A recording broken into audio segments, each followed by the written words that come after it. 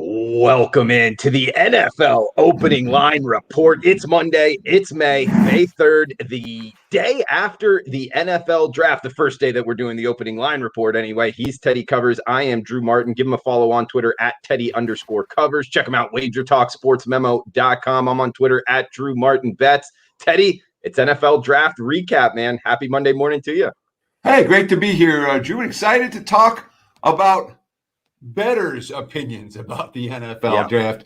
You've gotten all the pundits, all the guys whose opinions, well, whether they're right or wrong, their paycheck doesn't depend on it. Exactly. Our paycheck does. So it's certainly an interesting draft to talk about top to bottom. We'll go through every single team over the course of today's show and next week. So what are we going to do? AFC today, NFC next week. We're going to go through every team. Talk about post-draft thoughts, talk about who they got, talk about whether this should affect their win total or their future market in any place. So it should be an interesting discussion. As you know, NFL, the schedule comes out next week. We've got this show and next show before the schedule release. And then the following, we'll do AFC this week, NFC next week. The following week, we'll talk the actual nuances of the schedule. And that for me is go time when it comes to NFL season win total. So really looking forward to working NFL this month and sharing some of that work with you out there in viewer and listener land. Thanks for joining us today. Drew, I did get a question about baseball that I wanted to answer on the show just because someone sent it to me this morning and I saw it. Zogi on Twitter. Teddy, I got another great question for you. What times do shadows come into play in each MLB stadium? And the answer to that question is it depends on what time of year. The sunset changes between April and May and June and July, and each stadium's got their own shadow nuances based on the time of year. There's no easy way to answer that question. Each stadium's different, and it's a different shadows in April versus in June versus in September. The only way to know it is to watch the games. Sorry, I couldn't answer it better, but thanks for the question. Again, that's for Zogi. Yeah, Teddy, I second that. I mean, and by the way, Zogi, I would add on to that. If you can find that information and you know it yourself, kind of proprietary numbers here, use that to your advantage in-game betting, second half betting, whatever the case may be, heck, even full game. When that shadow is coming across, it can be a huge advantage for the pitchers. But yeah, like Teddy said, guys, AFC teams, we're breaking it down here. And Teddy, before we go team by team, just wanted to get your overall thoughts of the NFL draft. I want to throw out something to you. It's positive towards the NFL, but at the same time, I think it might be actually a little bit negative as well. Marketing-wise, talent-wise, the ESPN production of it, talking about the NFL draft, everything that went into it, the buildup of it, I thought is A+. They're very good at what they do, talking about the NFL from a business standpoint. But the actual excitement for the watcher of just watching guys come down an aisle, all of this buildup for what you actually get out of it for the viewer, I think is just out of whack, man. And the people that just kind of sat home Thursday, Friday, Saturday watching the NFL draft, I almost feel sorry for him, man. Do you have any of that feeling towards the NFL draft like I do? Well, certainly, like the first round is for everybody. The first round's for bettors, and like Saturday, yeah, exactly. That's for fans. That's for diehard fans. I haven't been an NFL fan in a long, a fan of any team in decades. I could care less of any team. I'm only interested to get better or worse from a betting standpoint. But for fans, hope springs eternal.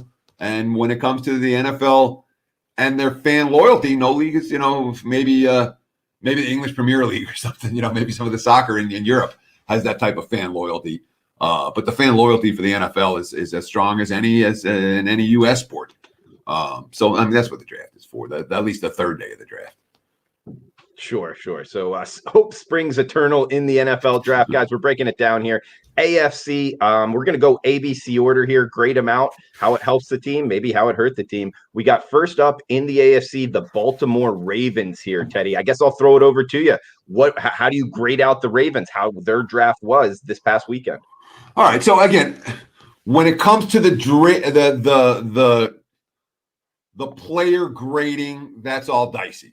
When it comes to filling needs and putting themselves in position to have some roster depth, that's probably the most concern that I have. I thought Baltimore, as usual, the Ravens are a good organization, with a pair of first rounders that were good. You bring in a linebacker that make plays. You bring in Bateman from Minnesota, who's a first round caliber receiver, and a decent depth with the Ravens class. There was some criticism because they didn't get an edge rusher for Baltimore, but teams like the Ravens, with the history they have, with the scouting staff they have, we give Baltimore the benefit of the doubt in the way that we're not going to give the Jets the benefit of the doubt with some of these guys. I thought the Ravens had a solid draft. I thought they filled needs. And when you look at Baltimore in that division moving forward, I mean, the Ravens deserve to be favorites in the AFC North. Yeah, defense heavy there for the Ravens. Next team up, ABC order again, guys. Buffalo Bills, AFC East. A lot of people think the front runner here. How do you think the Bills did in the draft, Eddie? I'll tell you what, the AFC East is nasty. All right. It's a nasty division. Buffalo got better, flat out. All right. And again, you signed, a pass rush with their first 2 picks, offensive linemen with their next 2 picks. I love drafts like that. Okay. That's what I don't want sexy skill position players. I want guys in the trenches who are going to make the team better. Buffalo has drafted well in recent years. The organization's been spot on in the Sean McDermott era, and the Bills. And again, they were my the big ticket last year was the 5% play was Buffalo over their season win total. We had the Bills to win the division. We had the Bills were a very, very good team for my clients and I last year, and I thought they had a good draft. There's no drop off for Buffalo. The issue for Buffalo comes from the fact that division has gotten a whole lot better in the offseason. Well said, Teddy. Shout out to Paul in the chat box watching in Essex, England, saying, we are lucky, Teddy, because the draft started at 1 a.m. for him on the other side of the pond. So guess that's one way to look at it. Next team up here, Teddy, we got the Cincinnati Bengals. AFC ABC order here, guys. Jamar Chase in the first round. What are you thinking about the Bengals here, Teddy? Well, I mean, you can make the argument for Cincinnati, whether they should have gone offensive line and get Sewell with the first pick, or whether they should have taken Chase to give, Burrow a comparable weapon or a weapon that he had in college and now at the NFL level. I understand. And again, the top of the first round was quarterbacks and then playmakers, and they got themselves a playmaker, That said, when you look at Cincinnati at and I know they took the kid out of Clemson with the second pick, but I see a quarterback that got hurt last year and an offensive line that still can't protect him, and that concerns me a lot about Cincinnati. They're still the worst team in that division, even after a draft in which they got some sexy skill position talent, but their biggest issue is offensive line. They have some defensive issues as well. I'm not convinced that I wasn't in love with the Bengals draft. Teddy, I have a quick question for you. If you don't have an opinion on it, that's fine. Cincinnati, a lot of people, including myself, was projecting Sewell to go there, offensive tackle. However, Sewell didn't play last year, opting out due to, COVID reasons. Do you think that actually hurt him in the draft when NFL GMs, coaches heard that you opt out?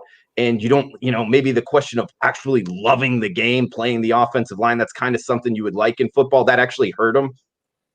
Not in any real way. I mean, he was still drafted, 7th overall to Detroit. So he could have been 5th, though,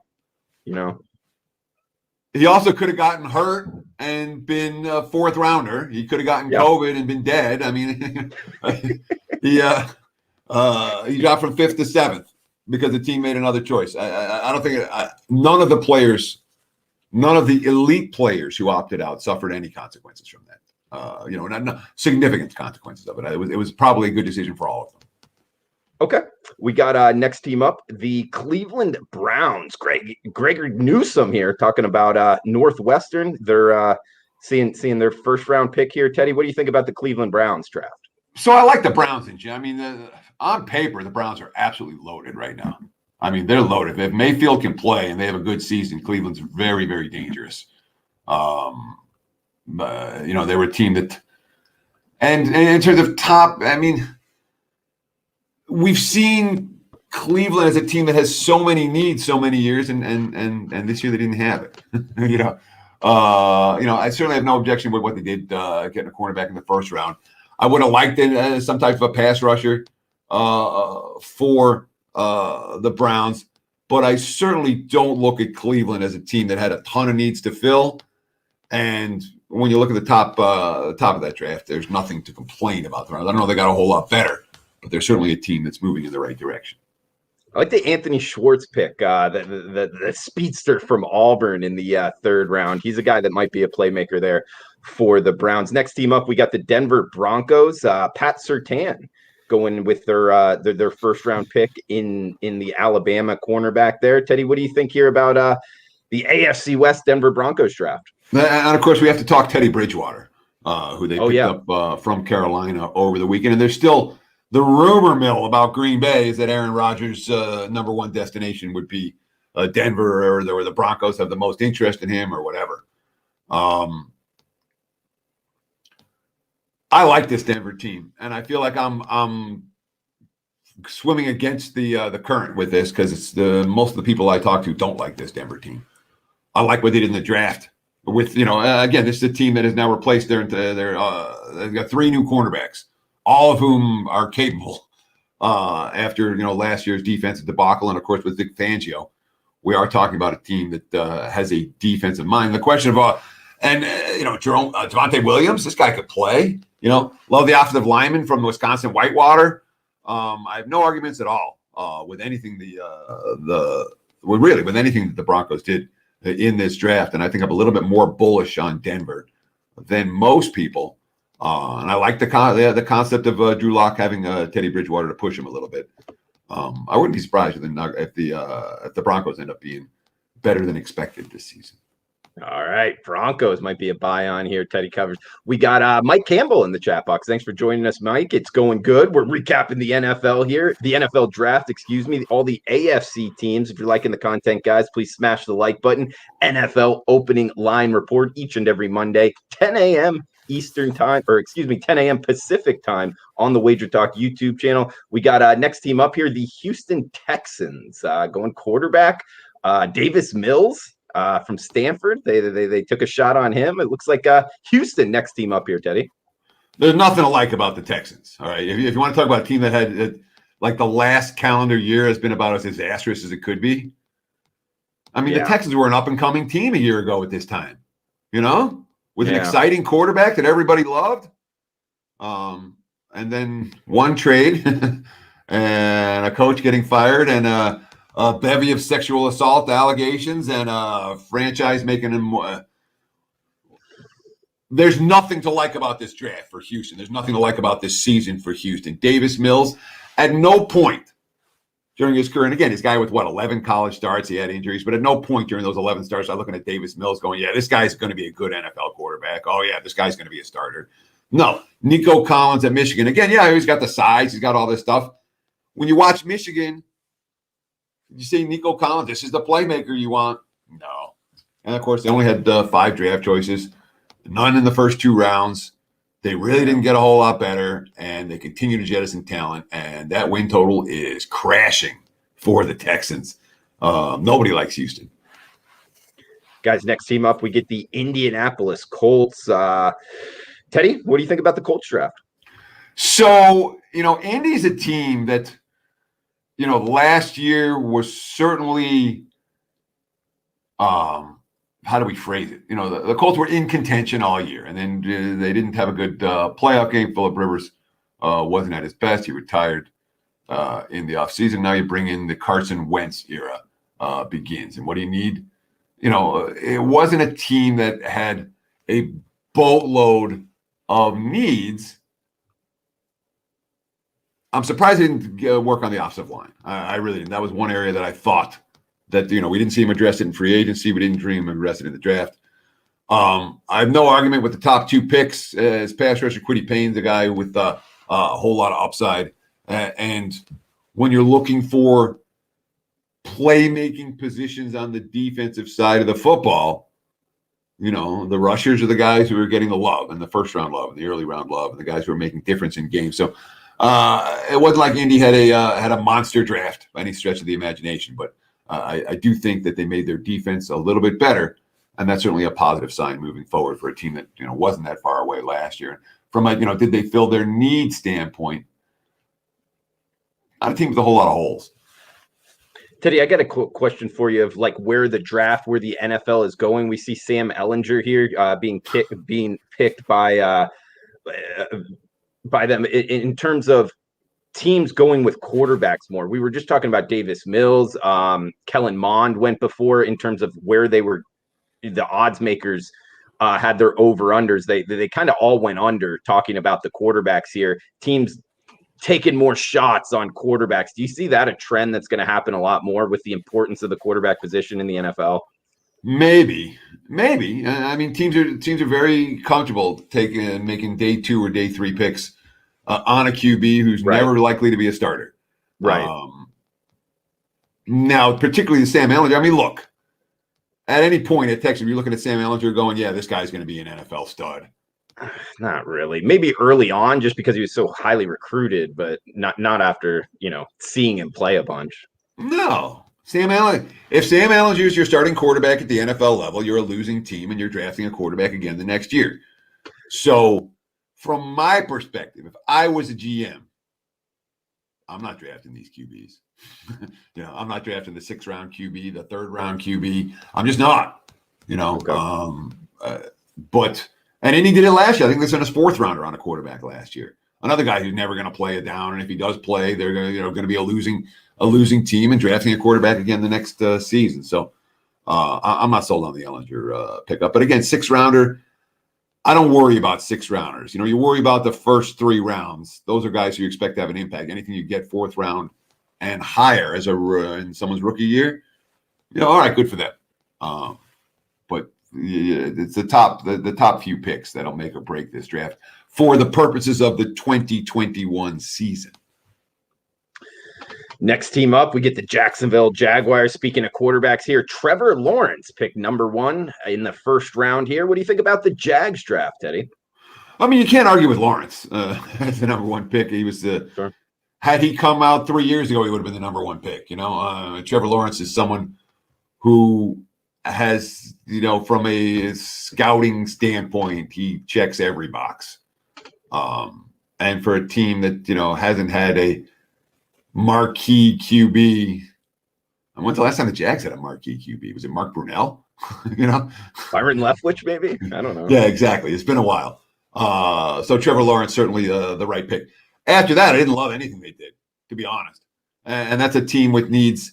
Make no mistake about it. The Jags have holes everywhere. So if I'm a team that has holes everywhere, all I want to do is trade down and get more picks and trade down and get more picks. They didn't do that. They took a running back second, and I understand. I'm not a big fan of the running back picks, especially for a team that if there's one area of the offense that has depth, it's running back. So, I mean, the Jags remain very much a work in progress. They're going to have a rookie QB behind a dicey offensive line this year. Jacksonville still a long way from being even mediocre in the NFL. Okay. Next team up, we get the Kansas City Chiefs, Teddy. Of course, the Super Bowl losers. We know how that is somewhat of a fade going to the next season. At least that's something that I've picked out of your analysis on some of these season win totals. But how do you think their draft went, Teddy? I didn't love it. And again, KC is a good organization. They're going to get the benefit of the doubt. And they didn't have a first rounder.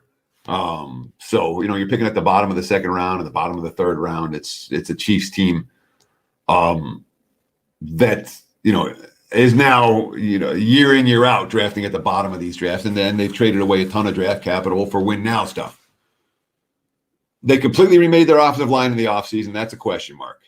We like their frontline skill position talent.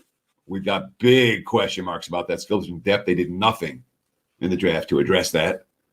I didn't love what KC did, and again, they 2 of their top 3 picks on defense. No argument, Bolton out of Missouri came out of Florida State on the defensive side of the football. They can use all the defense help they can get, but Chiefs line to 12 wins. The draft didn't make them a whole lot better. Free agency didn't make them a whole lot better.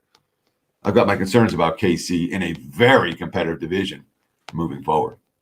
Yeah, Teddy. No offensive lineman, at least that I see in the top picks. Kind of surprising for the Chiefs, but I guess a lot of their problems in the Super Bowl was injury related. Well, their second pick was Humphrey, the kid out of Oklahoma, on the offensive line, and they made a bunch of moves in free agency, and they get Cardiff Tunham, whatever the heck is he, back after he sat out last year via COVID. So it's not like they have nothing doing on the offensive line, but they didn't address it as significantly as I thought they might. Yeah, my mistake. Missed the center from Oklahoma. We got, speaking of a tough division, LA Chargers, not the San Diego Chargers, LA Chargers, Teddy. What do we think here of the Chargers draft? So everyone loves the Chargers draft. They got exactly what they needed. And LA, if you like them over their total, their win total, bet it sooner rather than later. This is a hot team right now. And Slater, another guy who sat out last year. He dropped to 13. Or were they talking? He was going to go 9 or something. Again, you drop a couple of spots in the first round. It's probably worth it to sit out the year. And then Asante Samuel at the cornerback with the second pick. We like him. Palmer as a weapon. We like him. It's a Chargers team that's, for the first time in recent memory, is doing things right and pointing in the right direction. Though it's the Chargers. We'll see how they screw it up. Teddy, we were talking about last Jags marquee quarterback, Earl Sports Bets bringing in the Blake Bortles. Duh. Yeah. Good comment there. Exactly. I thought of him and intentionally did not use his name. Yeah, for sure, man. BTV Vegas saying, anyone else having issues hearing anything on Twitter? Sometimes Twitter is a little bit difficult with the audio. Always remember, on YouTube, guys, the WagerTalk YouTube is where we're going live as well. So next team up here, Teddy, talking all the AFC teams recapping their draft. We're talking our Las Vegas Raiders here, Teddy. What are we thinking of the Raiders draft? Nothing good. I mean, the Raiders continue to reach, and I don't mind a team saying, this is the guy I want, let's grab him. I do mind a team saying, this is the guy I want.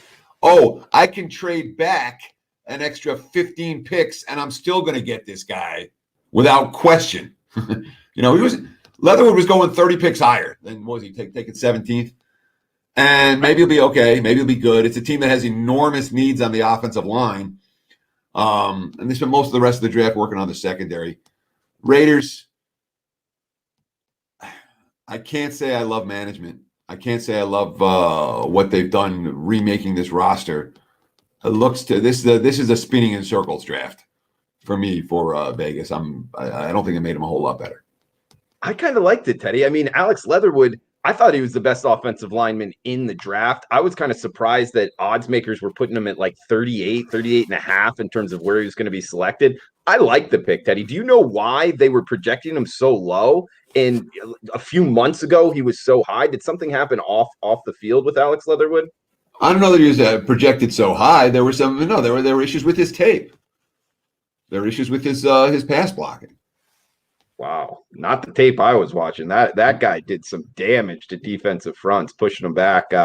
But heck, maybe a disagreement there. We got next team up, the Miami Dolphins. Jalen Waddle, their top pick here, getting a little wide receiver quarterback duo from college, bringing it to the NFL here in South Florida, Teddy. Yeah, and first of all, opinions are like assholes. We all have them. And your opinion is every bit as valid as my opinion, as every bit as valid as anyone else's opinion about these guys. What I'm focused on most is, did the team fill their needs? Or are there big holes still after free agency and after the draft? And for the Raiders, I see holes. Yeah. So that to me is perhaps the biggest issue. And when I see holes and a team reach to get a guy that everyone's projecting to be 30 picks higher, could you trade down there and still get your guy? Maybe. I don't mind the teams getting their guy and, 10 picks higher. All right. 30 picks higher. Can you find a little bit of value in that? Maybe. Sure. When it comes to the Dolphins, look, the Dolphins, I can tell you right now, I'll be betting on Miami a lot coming out of the gate. This team made me a bunch of money last year.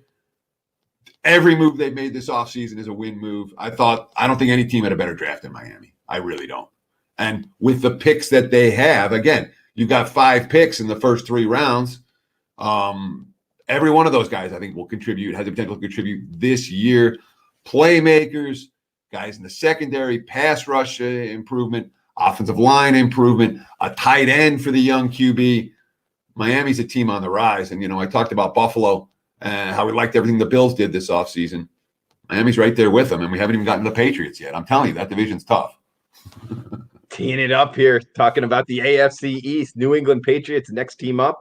Obviously going quarterback. They got their guy, Teddy, with the 15th selection here in Mac Jones, talking Alabama players here. What are you thinking of the Mac Jones pick in the Patriots overall draft, Teddy?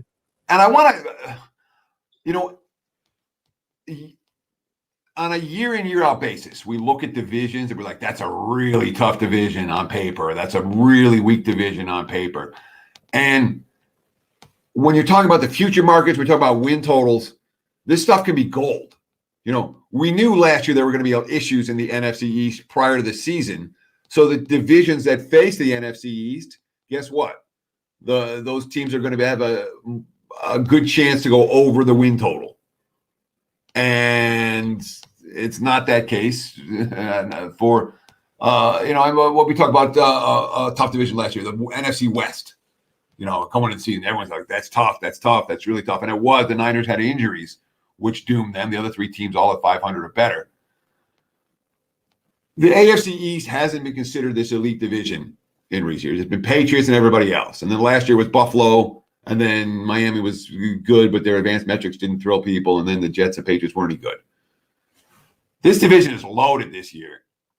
And if you're talking about the opponents that face the Patriots, the AFC East, whereas last year you say, all right, they're likely to win 3 out of 4 games. This year they may well be likely to lose 3 out of 4 games. You can't argue with what New England does. Okay, I can, because the Patriots have done 2 things this offseason that they never do. All right. They're drafted first-round quarterbacks. How many times have they done that in the Belichick era? Huh? This is the first time. Okay. And there's, we got to win now. Let's spend all this money for agency. Throw money at the problem. Top 2 picks from Oklahoma, next 2 picks from top 2 picks from Alabama, next 2 from Oklahoma. There's going to be some love in the Pats for this draft. All right. And again, New England doing what they do, the trenches, the defensive line, the linebacking core. And there's going to be some love with the Patriots with, what they did in free agency. You got a QB controversy from day one, and you have interesting to see or what New England's going to. There's a school of thought that the Patriots are going to be right back in the mix this year, and that was my knee-jerk reaction. Mm-hmm. The more I think about it, the more I look at it, the more I'm not convinced that New England's as good as Buffalo or Miami. And this draft, again, if Mac Jones is getting playing time, that's not good for anyone that has Patriots futures in their pockets. Yeah, I'm with you. So they're going to need lights, camera, action to do his job there, Cam Newton, at least at the beginning. Who do you think takes game 1, snap number 1, Teddy? Cam Newton. Okay. I'd be shocked if he didn't. Sticking in the division, and we got some funny comments here about the AFC East hasn't been an elite division this millennium from Joe. Thanks for the comment. It really hasn't. So that's why I'm saying, like, right now it's shifting. So let's take advantage of that before the markets catch up. And Darren, we'll be talking about the NFC next week on the show, 10 a.m. Pacific time, right here on the WagerTalk YouTube channel, also Twitter as well. Next team up here, staying in the AFC East, Teddy, we get the New York Jets. Zach Wilson at the number 2 pick. What do you think here of the Jets draft, Teddy? So I don't like Zach Wilson. Okay, let's start with that. So everything that comes from the trading Sam Darnold and then moving and getting Zach Wilson, I don't like any of that for the Jets. That said, it's a fresh era, it's a new coach, it's a new quarterback. I expect Wilson to start from the get-go. And when you look at the guys they drafted around him, Vera Tucker, Elijah Moore's a weapon, man. Michael Carter is a weapon. make a case that Zach Wilson's going to have a better offensive line, a better skill position talent than Zach Wilson or than Sam Darnold ever had in his 3 years in New York.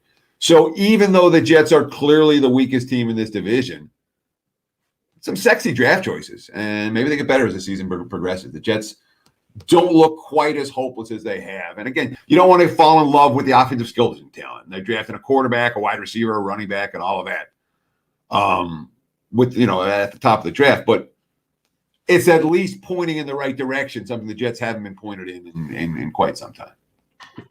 Well said, Teddy. We got two teams left here in the AFC, guys. Next team up, the Pittsburgh Steelers. Teddy, just the Steelers and the Titans left here to finish off the AFC. What do you think of the Steelers draft? I didn't love either one of their drafts. I didn't love the Steelers draft. I didn't love the Titans draft. I'm not going to nothing against first round running backs. And Harris at what they get him at 24. There's decent value there, and Freiermuth from the tight end from Penn State is decent value, and I don't mind Kendrick Green from Illinois with the third pick.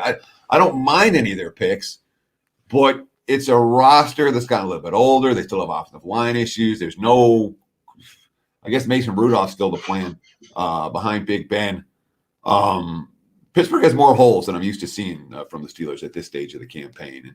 And while Najee Harris is a nice shiny toy, and they needed a running back desperately. I can't blame them.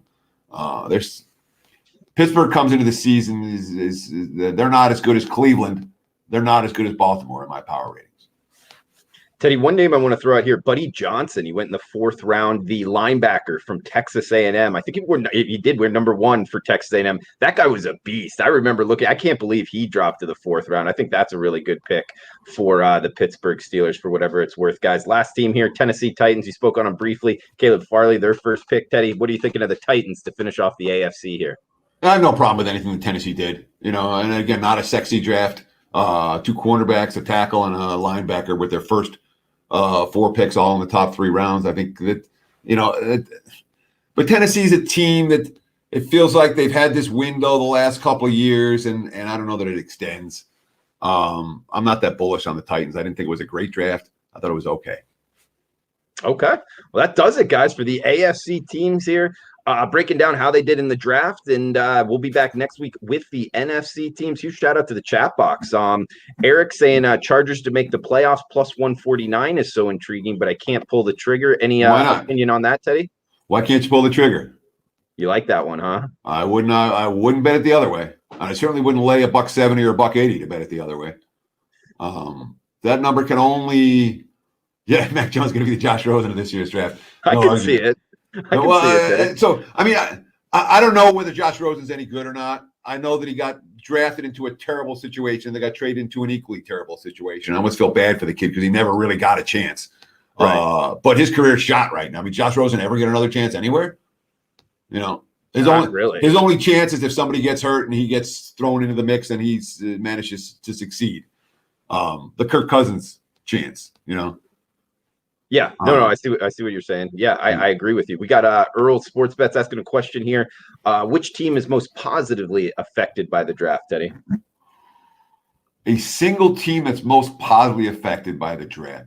So I love Miami before, and I love them even more now. So I guess the Dolphins are a team I'm very high on coming into the campaign. I really thought Miami, they nailed it. I thought Carolina did a really good job in the draft too. We didn't talk about the Panthers. We will next week, but Carolina was a team that I thought made the most of what they had.